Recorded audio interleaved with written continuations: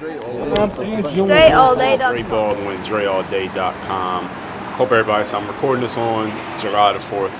Happy 4th of July to everyone out there. Maybe because I'm black, I guess I'm supposed to celebrate Juneteenth instead of the 4th of July. But listen, motherfuckers, if you took this day off as a vacation or you doing any type of holiday thing like a barbecue, all right, don't be talking that Juneteenth shit if you taking this as a holiday. All right, the only people who be talking that shit is if you out working the day as if it's a regular day. But anyway, happy 4th of July to everybody else. And we're going to talk about basketball now because I did a playoff preview video and I didn't really talk during the series, but I've had plenty of thoughts. So we're going to go through, I got the bracket right here on my iPad. I'm going to go through all the teams that have been eliminated thus far. Of course, we're going to talk about the NBA Finals. I'm going to give my prediction for the NBA Finals. I like both of these teams. I like the star players on both teams. I'll be happy to see either one of them win the championship. That'll be great. So let's get to it. Let's start with the losing teams, going through the series, the teams that lost, and then we'll just go through the losers from each round. Then we'll get to the finals. We're going to start with the East. I live out here, so don't go there. First series, 1-8, the Washington Wizards. All right, so the Wizards, Russell Westbrook. I mean, what else can we say about Russell Westbrook? I mean, he already averaged a triple-double. Did he average a triple-double again this year? I think he did, or he was close. So the dude's averaged a triple-double like 4 or 5 years in a row, which is impressive, even though I do believe Russell Westbrook hunts statistics. I believe he's a stat hunter. He knows how much of each he needs to get, and I think he does intentionally try to get it, while at the same time, of course, I believe he does try to win. But one thing about Russell Westbrook that I heard somebody say, and I think we all know if you watch the game, the dude competes every night. He plays hard every night. He plays in most of the games. He's not out there sitting out for rest. He attacks the hell out of the basket. And, I mean, he is a good player. It's not like Russell Westbrook is a bad player. He is a good player. He would be the kind of guy that actually would be a good fit on, let's say, a team like the Sixers. We're going to get to them later. But he would be a good fit. I think he would be a better fit, rather, on the Sixers than somebody like Ben Simmons. Why? Because Russell Westbrook always competes. Even though he doesn't always win, he always competes. And the dude, he plays fucking hard every single night. You never see Russell Westbrook take a night off when he's out there playing, which is one of the best compliments I can give somebody as a competitor, as a professional, is that they always show up and do their damn job. Russell Westbrook does that. So, I mean, I don't know what else we can say about Russell Westbrook. As far as Bradley Beal, I mean, he's a star. He's in his prime. And who knows if he's going to stay in Washington. Every year he's like in those trade rumors. Now, this is a guy, he would actually be an ideal fit with the Sixers. He's the kind of player the Sixers need. The Sixers kind of should have maybe traded Ben Simmons for Bradley Beal last year if they could have did it. Get Bradley Beal in the Sixers. He's the kind of guy the Sixers need, somebody who can shoot from the outside and score. We'll get to the Sixers later, but that's all I can say about the Wizards. With the team that they have right now, they ain't really going anywhere. They can maybe make the first round. Maybe they can win a round in the playoffs if they have a high enough seed. Maybe they can win a round, but they're not a contender. They can make the playoffs, though. With those two guys healthy, they will make the playoffs. They're good enough to do that. New York Knicks lost in the first round 4-1. Shout out to all the Knicks fans. At least y'all made the playoffs. I mean, y'all got a team that's competent enough to make the playoffs. Who knows how long that'll last? I mean, y'all got Thibodeau, who seems to have a good 4 or 5 year shelf life with every team that he coaches, and this is his first year. So y'all should continue to make the playoffs as long as your best player is at that level. Julius Randle just had a career year, made All-Star. We're going to assume that Quickly and R.J. Barrett get better, and your center, what's his name, Mitchell Robinson, he continues to get better and stays healthy. I don't know about Kevin Knox. That might have been a blown draft pick. I don't know. We didn't really hear his name that much this year, but maybe he gets better as well. And the Knicks, I don't know what their plans are for the offseason. They might try to land a superstar player, whoever that might be, Damian Lillard or such, but y'all made the playoffs, so congratulations. We ain't taking too much time on these losing teams. Miami Heat, they got swept out of the first round by the Milwaukee Bucks. After they beat the Bucks last year, I was kind of wary. As a person who wanted to see Giannis win, I was kind of wary of them having to play the Heat in the first round. But they got through that first game, and then they basically beat the shit out of the Heat the rest of that series. And as far as the Miami Heat go, are they a contender with their team as currently assembled? I think not. And I think them going to the finals last year, everybody thought, hey, maybe the Heat, when they get to the playoffs, they're going to turn it up, right? They do this every year. And this year they couldn't quite do it. So it kind of made what they did in the bubble look kind of fluke-ish. We have to say, it's fair to say, Heat fans, I live in Miami, it's fair to say it looks kind of flukish because I got swept the very next season in the first round. So how did the Heat get better? I don't know. I think they're going to try to land a star, as they do every year. They got Jimmy Butler, who's good, but Jimmy Butler's not a superstar. Jimmy Butler is a star. He's not a superstar. He's the best player on your team. I don't think that makes you a championship team. I think if Jimmy Butler's your second best player, you can win a championship. Jimmy Butler's your number one player, I don't think so. So I think they need to get somebody in there who's a little bit level above Jimmy Butler. And ain't too many people. It's fewer than 20 people above the level of Jimmy Butler, but they need somebody else on that team to make this team really a team that can win a championship. I don't know who that is, but that's why I'm not the general manager of the Heat. Pat Riley, he's probably already on that. So we'll see what the Miami Heat do. I like when the Heat are good. When the Heat are good, the city is more excited. So I'm going to see the Heat be good. Boston Celtics, new coach now. Brad Stevens moved up to the front office. As far as this team presently constructed, they did get Kemba out of there, and they brought Al Horford back. I don't know how effective Al Horford can be now. It was, 2-3 years ago when he was playing in Boston. He was very effective. He's a good linchpin type of player. He's not a guy you expect. He's not going to average 30. He's not trying to. You're not expecting him to be that. But if Al Horford is your third best player, you can win a championship. I do believe it. He's your third best player, you can win a championship. And he is the third best player on their roster today. Now, who knows what changes they might make. Maybe they might trade Jaylen Brown if they can get a higher level superstar guy. And I think if it's the right superstar guy, like one of the top 9 players in the league, they might have to go ahead and do that. Jaylen Brown's very good. Jaylen Brown's a very good player, and that's why he can fetch that type of player in the trade. They might have to do that because I don't think Boston is going any further than maybe the second round with the roster that they have today. I don't think they can go any further than that. And if they're trying to win a championship, that team ain't doing it. And that's how I feel about them. Jason Tatum, I think he's ascending into that possibly top 10. I think he has a possibility of getting there. The 50-point game that he had in that series is the kind of game that's the kind of thing that if the player has the potential to be a superstar, they got to have one of those games. And he did it, and he showed that he has the potential. Now, will he get there? We don't know. All right, I think he got a lot of those. There was one year, I think it was the year before, that he had a lot of Kobe tendencies. He was shooting a lot of fadeaways and mid-range pull-ups and turnarounds and trying to look like Kobe but not quite pulling it off. He stopped doing that this year, and he kind of played his game. It's cool to be influenced by Kobe. Kobe was a great player, but his game, and he did better in that. So hopefully Jason Tatum can continue to improve for all you Celtics fans out there. He continue to advance his game and take his game to the next level, wherever that's going to be. Should we do the losers in the West? Let's do the losers in the West. Memphis Grizzlies, they made the playoffs. I mean, they won the play-in series, went in Golden State, beat the Warriors, made the play-in series. John Morant is going to have to step his game up a little bit. He's not that great of an outside shooter, and I think that's going to start to be used against him as Memphis becomes a better team. And they do have Triple J, which is Jaren Jackson Jr. I like him a lot, but he spent most of this year, pretty much missed a lot of the year. So if he can come back fully healthy, Dylan Brooks, I like, dude plays hard as hell. They have a very good team and a good young team. So I think Memphis can continue to advance. If they can be healthy for a whole season, they could be better than the 8 seed. Now, can they win a playoff round? I'm not sure they're good enough to do that yet. I think next year they can be better than the 8 seed. I don't know if they win a playoff round. I don't know if they can advance that way. But look, they might do what the Hawks did, which we'll get to in a minute. Losers in first round, Dallas Mavericks. Well, we know what Luka can do. Luka does not have a good team around him. I was looking at Dallas's team. I'm like, man, there ain't nobody else on this team who could do anything without Luka. I like Tim Hardaway Jr. He plays hard all the time, and he's a good role player. But Tim Hardaway Jr. was damn near the second best player on the team during that Clippers series. If Tim Hardaway Jr. is the second best player, you ain't getting out the first round. I don't care who your best player is. Your best player could be damn Michael Jordan. You ain't getting out the first round if he's your second best player. He needs to be like the 5th best player. Now, on that team, they need help. They need a lot. And I don't know how they get it, because the problem is the only trade chip that they have, the best one they have, is Porzingis, and Porzingis doesn't look good anymore. I watched those series. I was watching those games, Dallas and Clippers, and Porzingis wasn't doing anything. Like, he was just on the court.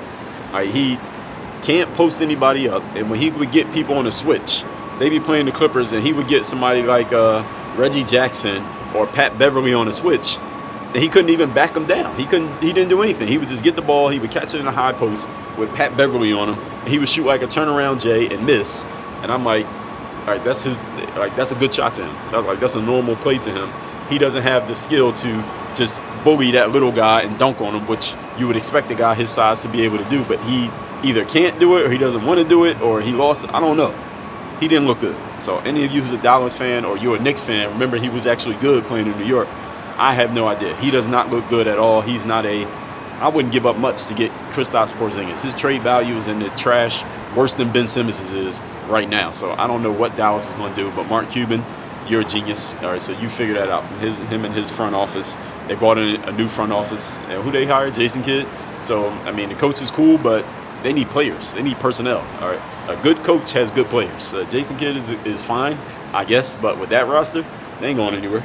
They play against anybody who's good in the first round, they're going to lose, no matter what Luka does. So I don't know what Dallas is going to do moving forward. Luka is a damn superstar. He's one of the best players in the league right now, but he can't go but so far with that roster around. So they need a lot of help. Portland lost in the first round to Denver 42. I mean, it's the same song for Portland. It's the same old every year. Damian Lillard is great. C.J. McCollum is a great second guy. I think to be a championship team, C.J. McCollum needs to be your third guy, not your second guy. Dame can be your number one guy, but they need a better number two guy in there. Imagine Joel Embiid was on that team. That's the championship team. But a different conversation, which we'll get to in a minute. So Dame, is he going to stay there in Portland? I think he's starting to try to kind of sort of orchestrate his way out of there. Because Chris Haynes, I know, is Dame's man. Like Chris Haynes, I remember reading an article that Chris Haynes was hanging in Damian Lillard's house, like his actual house, and he wrote a story about that. So Chris Haynes is his dude.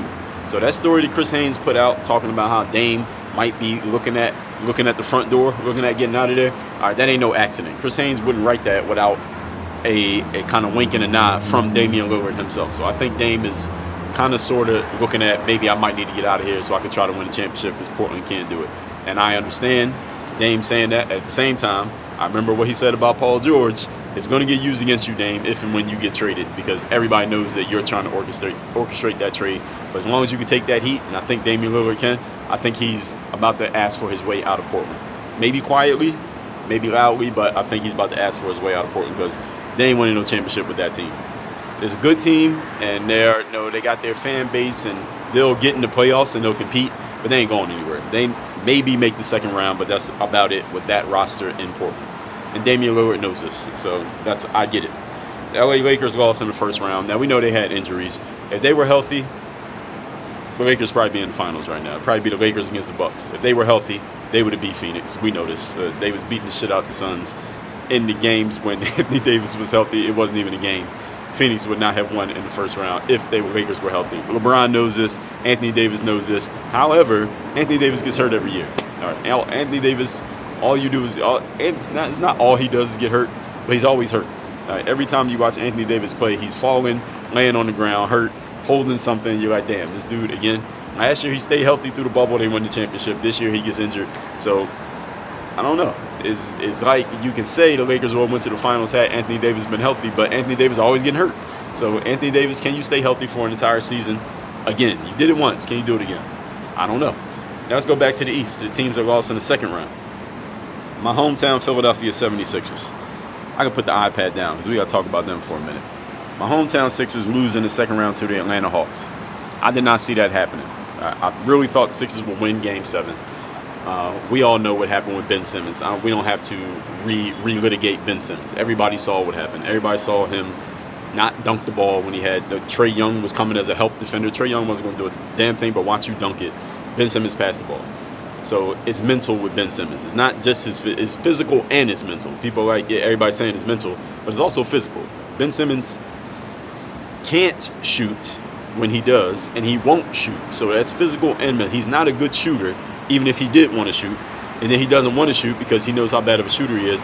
And then he just doesn't want to have a ball at all because I guess with the free throw thing. But I was watching those Sixers games, and Ben Simmons, the Sixers will be in transition. Ben Simmons will have the ball. That's when Ben Simmons is at his best, right? In transition, he can just go full speed, take it to the rim, dunk on you, lay it up, get fouled, and1, whatever. He was passing the ball at half court. I'm watching the game, and I'm like, wait a minute. The Sixers didn't even cross half court yet. And Ben was passing the ball to Joel Embiid. Like, since when do you pass the ball to a 7-footer running in transition at half court? No, you keep dribbling. You pass him the ball when it's time for him to just catch it and dunk it. You don't pass Joel Embiid the ball at half court. What are you doing? And Ben Simmons is the best transition player on the Sixers because he gets to do that downhill and just no steamroll to the rim. He was giving the ball up. I'm like, wait, why are you passing the ball, dude? This is the one thing you're good at on offense. Why are you giving the ball up? And that's when I knew it was mental. That was way before. This was happening in the first half of the game. This is way before the end of the game when he didn't dunk the ball in Game 7. So Ben Simmons, hopefully he can get that mental thing done. Now, they're saying all the right things, right? He's with Klutz. He's with Rich Paul. So he didn't play for Australia in the summer. So he can work on his game. It's a good idea. Okay, work on your game. All right, that's a good you can work on your game playing for Australia, too. You can get better playing with other players. But, all right, you want to work on your game on your own? Work on your game on your own, Ben Simmons. Come back and be able to make a jump shot and be willing to shoot a jump shot. Great. Here's the issue as a Sixers fan. Even if Ben Simmons gets over the mental thing and he's willing to be aggressive on offense and make some damn free throws and all that, he ain't coming back. He ain't going to be, who's a guy his size who's a great shooter. He ain't coming back as, Chris Middleton and just knocking down, sniping threes 40% from the floor. He ain't coming back as that. I don't think. Hey, maybe he will. If he does, then amazing for the Sixers. Keep Ben Simmons. We're perfect. We're golden. The Sixers franchise player is Joel Embiid. Everybody agrees with that, right? What's the perfect match for Joel Embiid? Joel owns the paint. We need someone who will get the hell out of the paint and own the perimeter so that Joel can own there and he can own there, like Kobe and Shaq. You need somebody who can own the perimeter and kill it from out there so the big man can own his territory, which is the paint. Joel Embiid owns the paint. Ben Simmons, ideally, is in the paint. Ben Simmons is like Giannis in a way, in that his strength is not going to be, the way that we've seen it. We've been in the league 4 or 5 years. His strength is not going to be outside shooting. Again, he's not going to come back as Klay Thompson or Kevin Durant. He's going to come back as somebody maybe he can make an outside shot, but his home is the paint. He needs to be on the team where he can own the paint, and then you build around what he does. In other words, Ben Simmons needs to get shipped out of Philadelphia. Now, I understand that you might not want to trade him right now because his trade value is pretty low because he looked like shit in that series against the Atlanta Hawks. So ideally, here's the ideal outcome for the Sixers and Daryl Morey and Sixers fans like myself, is that Ben Simmons works on his game in the summer like he said he would. He comes back and he got the mental stuff cleared up. And then he comes in and he will shoot outside shots. When he's open for three, he will shoot the ball. So it's the first game of the season, when the Sixers bring the ball up the court with Ben Simmons, and the other team, the person guarding Ben Simmons standing at the foul line like this, like, all right, let's defend Ben Simmons because he ain't going to shoot it. He just walks up to the three-point line and shoots it. Even if he misses it, just walk up and shoot it. That's what I want Ben Simmons to do. He needs to be like, remember that video? It was the kid, LaMelo Ball. He was in high school. At the beginning of the game, he gets the ball. He's bringing it up. He points at the half-court line, and he just shoots it from half-court and makes it. That's what Ben Simmons needs to do. Even if you miss Ben Simmons. I just need Ben Simmons to walk up to the three-point line, and if you're not guarding him, shoot it. And he needs to shoot 8 threes a game if they're going to let him shoot it. And if you make 3 out of 8 every game, that's something. Ben Simmons needs to shoot the damn ball. Even if you're wide open, even if you miss, shoot the fucking ball. That's what we need Ben Simmons to do. Now, if he can actually make them, let's say he's making 40% of his threes, that's the ideal outcome. Now, what the Sixers need to do is trade his ass when his trade value is up for an outside sniper, somebody who can dominate on the perimeter. Because Ben Simmons is not going to dominate the perimeter. He needs to be in the lane. He's 6'10", 6'11". He's strong. He's athletic. He needs to be in the paint. Doesn't work with Joel Embiid. It's just not a good match. So even the idealized version of Ben Simmons that I just described, making 40% of his threes, shooting 8 threes a game, still should not be on the Sixers because he's in Joel's way. I don't want to see Joel Embiid shooting threes. I don't care if he can make them. Joel needs to be in the paint dominating because can't nobody stop him one-on-one. So we need to trade Ben, and we need to get somebody that would be an ideal fit with somebody like Ben Simmons, a guy like Trae Young. They're not trading Trae Young, but I'm just throwing these names out there. Damian Lillard would be perfect. If we could trade Ben Simmons for Damian Lillard, and Portland might have to give up a little bit more because Ben is way younger than Dame. He's a generation younger. If we could do that trade, I'm good with that. Damian Lillard, Joel Embiid, that's a championship team. Tobias Harris as the third wheel guy. And Tobias, another thing about the Sixers, Tobias disappointed me in the postseason is that he just didn't show up in half the games. He was good in half the games and not shit in the other half of the games. Your third best player can't not show up. All right, just be okay, but be okay every game. All right, don't be not shit in some games and then have 25, 30 in the other game. That can't happen. Not with your third best player, not if you're trying to win a championship. So Tobias Harris, he got to be more consistent. He wasn't consistent at all. So anyway, back to what I was saying. We trade Ben, get somebody like Damian Lillard. That's a championship team with the rest of that roster that we have right now. Sixers might need a little bit more depth in the bench, but I like the kid Maxey. He's a young guy. Matisse Thybulle, I like him. As long as he can make he need to work on his offensive game so he can make some shots. He should be a starter if he can make some damn shots. And yeah, I think the Sixers have enough if they can get a perimeter sniper. They need a Bradley Beal, Damian Lillard. That's ideal. One of those is perfect for the Sixers. And I think if you're going to trade Ben Simmons, who is a blue chip prospect, as long as he got his shit together, we need a blue chip player back, not a whole bunch of pieces. We don't need a bunch of pieces. All right, we don't want people who's like, well, maybe trade him to the Spurs and you get like DeMar DeRozan and a couple other. Nah, I don't want DeMar DeRozan. Shout out to DeMar DeRozan, but we need a blue chip guy. We need a top 15 perimeter sniper, Brad Beal type dude, Damian Lillard type of guy. Who else? Devin Booker type of guy. We need somebody like that who can dominate the perimeter. I mean, they will kill you from three if you don't guard them, and dominate the perimeter so Joel can dominate the paint so we can win a damn championship. That's what the Sixers need. That's all I got to say about the Sixers. Anything else I got to say about them? That was it. All right, so they lost. They should not have lost, but they lost. And who's that loss on? Yeah, that loss is on Ben Simmons. We got to put that loss on Ben Simmons. Joel showed up enough. He showed up enough, and Ben just didn't show up. Left Joel out to dry, and Doc Rivers is the player's coach. He kept defending Ben Simmons all summer, but Doc knew what the hell was going on. He just couldn't say it, or he chose not to. Anyway, let's move on to the Brooklyn Nets. Well, the Brooklyn Nets lost because of karma. All right, Kyrie Irving stepped on the Celtics logo, and trash. He kind of sideways threw a sub at LeBron when he said, "Well, I'm finally playing with somebody who can make that shot." When he was talking about Kevin Durant, like, dude, LeBron's the one who made you a winning player. You were playing on losing teams for 4 years in Cleveland. LeBron came, you went to the championship round 4 years in a row. Then you went and get your own team in Boston. You failed. They were better when you didn't play than when you did play. And then you come there and make that comment. Makes no sense. Then he stepped on the Celtics logo. So Kyrie created a whole bunch of negative karma. Then James Harden quit on Houston so he could get traded. So that karma hurt Kevin Durant. So Kevin Durant, the only reason that your toe was on the line on that three-point shot in Game 7 was because of the karma that James Harden and Kyrie Irving created, so you could thank your teammates for y'all losing in Game 7. So, but Brooklyn is a hell of a team. If they're healthy, those are three of the top 12 players in the NBA. Yeah, they're pretty tough. So Blake Griffin also Blake Griffin karma, because Blake Griffin, he was completely washed in Detroit. He goes to Brooklyn, all of a sudden he's good again. He can dunk again. What happened, Blake Griffin? Is there something in the water in Brooklyn? No, it's just you decide to play hard again. So more karma. So all of that led to the karma of Kevin Durant stepping on the line. Instead of making a 3, it was a 2, and then they lost. So that's what happened with the Brooklyn Nets. But yes, they're a hell of a team. They're healthy. They're in the finals right now. So Brooklyn is healthy, and the Lakers are healthy. We got LeBron versus KD in the finals right now. Be a much more exciting finals than what we got coming, but hey, somebody got to win. And hey, karma is karma, people. Karma knows his way around everything, including the NBA. So that's all we got to say about the Brooklyn Nets. Over in the Western Conference, Utah lost 4-2 to the Clippers, and a few of those games, Kawhi Leonard wasn't even playing. Utah got to look around. I mean, Utah pretty much the team is kind of put together how they want it. They got Mike Conley at point guard. Donovan Mitchell's the franchise. Rudy is the co-franchise. They got a big man. They got guards. They got wings and Ingles and Bojan. So it's like, what are you supposed to do? They got the 6th man of the year in Jordan Clarkson. But now I know Mike Conley was injured. So let's just say Mike Conley was healthy. Do the Jazz win that series? Maybe they do.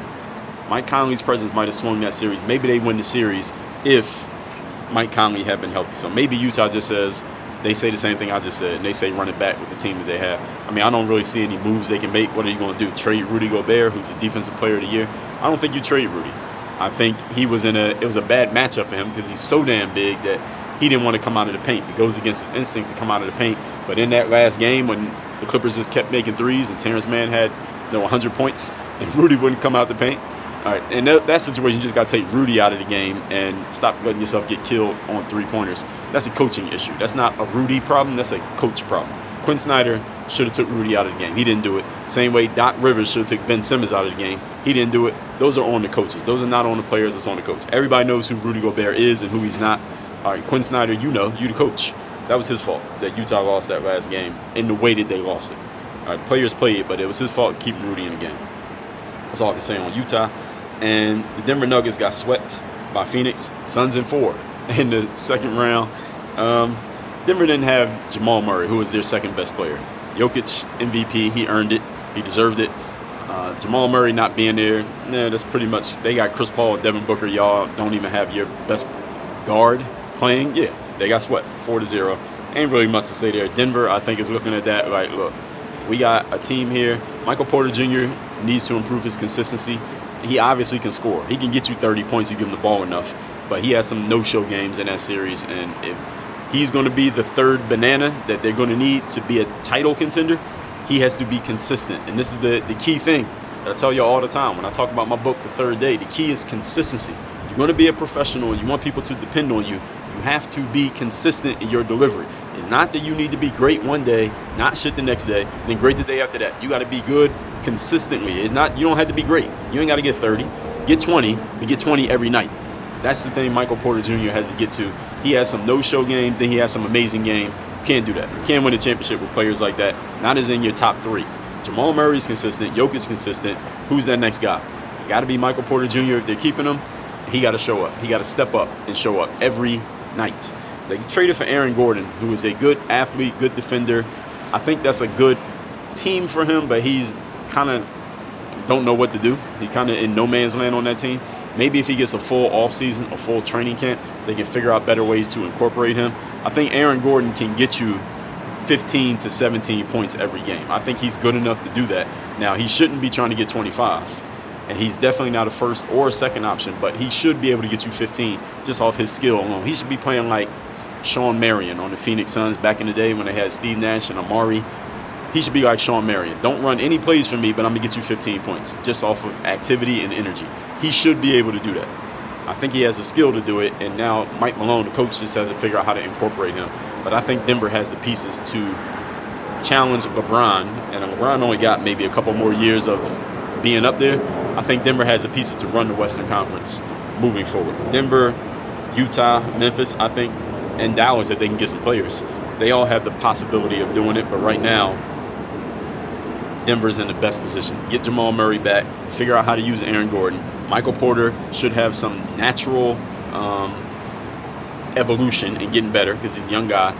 They should win the Western Conference next year. I think Denver should win the Western Conference next year if healthy.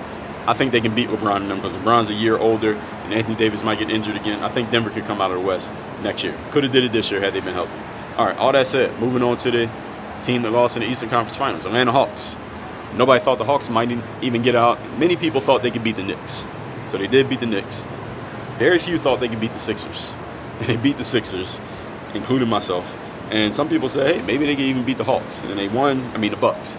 They won game one, right? Was it game one that they won? I think it was game one that they won when Trae Young had all those points and he did the shimmy and made the three and all that.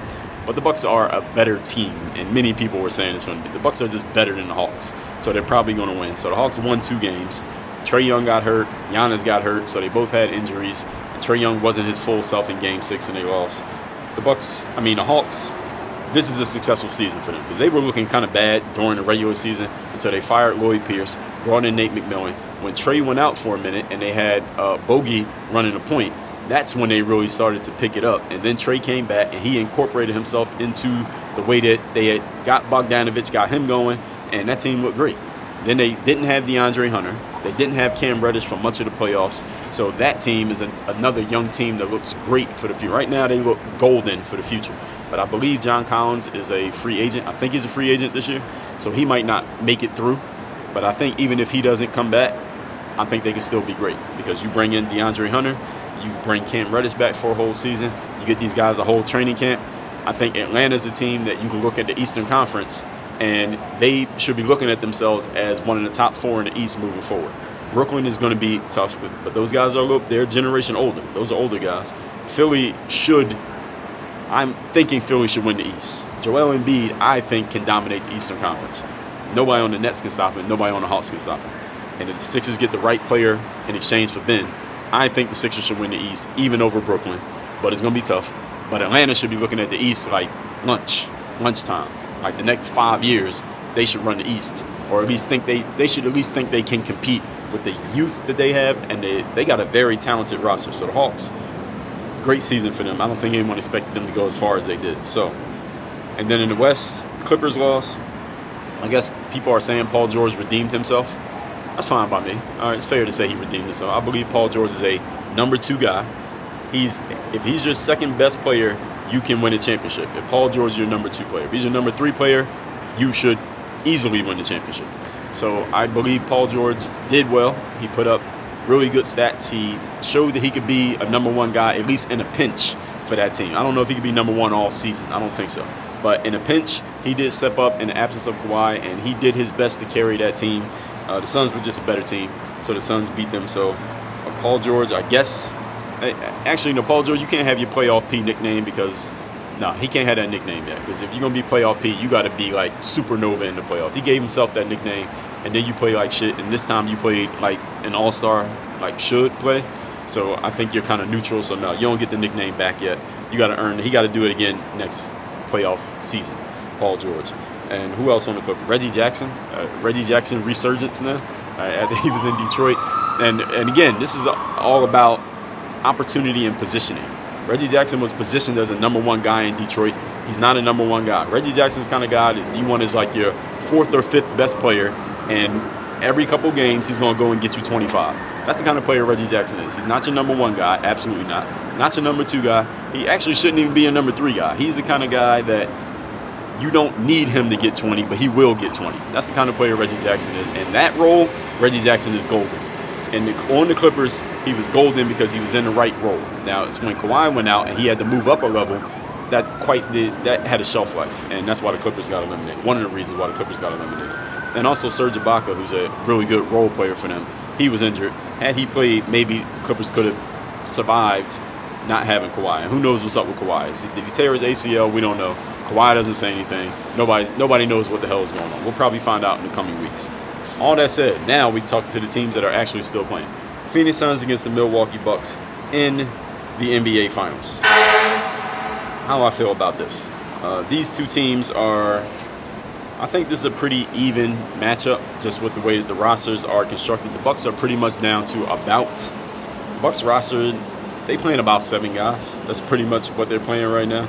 They don't really have too many options as far as who's playing and when, which is cool actually, because the best players are playing. Giannis, obviously, we know his story. We know what he brings to the table. He is the 2-time MVP. Then you have P.J. Tucker, Drew Holiday, Brook Lopez. Who else in there starting? Chris Middleton. Now, Chris Middleton, I look at him the same way that I look at, what's the guy's name? Tobias Harris on the Sixers. And that Chris Middleton had a couple stinkers during this playoff series, during this playoff run so far. He's had some stinkers, some games where he just didn't do shit. And I'm like, yo, dude, you the second best player on the team. You can't not show up. You can have a bad game, but you can't not show up. Chris Middleton had some games where he wasn't making anything and didn't do anything. I'm looking at the box score like, dude, are you on the roster? Like, what are you doing? Where you at? So Chris Middleton has to be consistent in the finals if the Bucks are going to win. He has to show up every game. I know Giannis is going to show up every game. And on the other side, I know Chris Paul and Devin Booker are going to show up every game. And it's looking like DeAndre Ayton is going to show up every game.